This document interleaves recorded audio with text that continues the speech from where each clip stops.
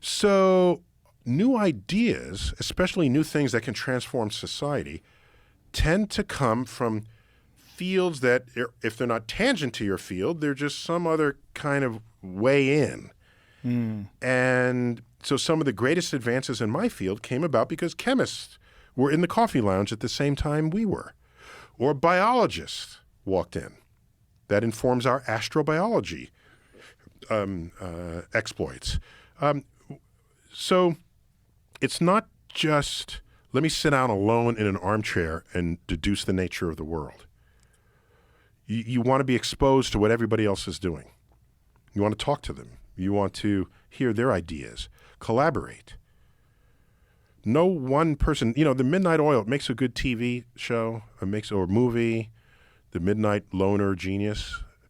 But most science today does not unfold that way.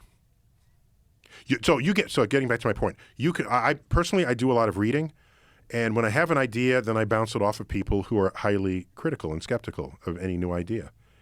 And if it survives that, and you can't have an ego going into it. How do you do these bounce offs? Do you sit down? I say, I get colleagues, and I say, what do you think of this idea? So do you prepare them? Like, hey, no, you just, George, I'd like to sit down and have a not, chat with you. It can be.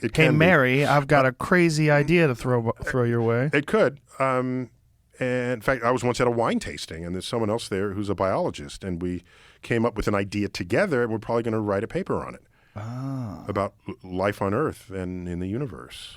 And just from a conversation at a wine tasting. You were both hammered, talking shit, right? Well, what wine was that we were the vintage or whatever? No. So, like I said, creativity can unfold in many ways, but because he's a biologist and I'm not, he says something, and I said, wait a minute.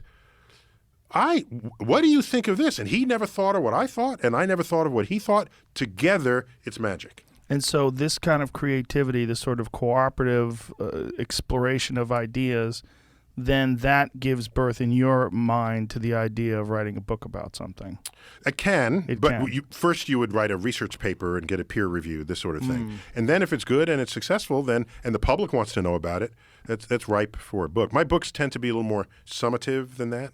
I don't write books on single topics. They're as an educator, I'm broad. And how do you get inspired in terms of like the subject matter you choose? I mean, it's always about the cosmos, but in terms of like specifics. You know what it is?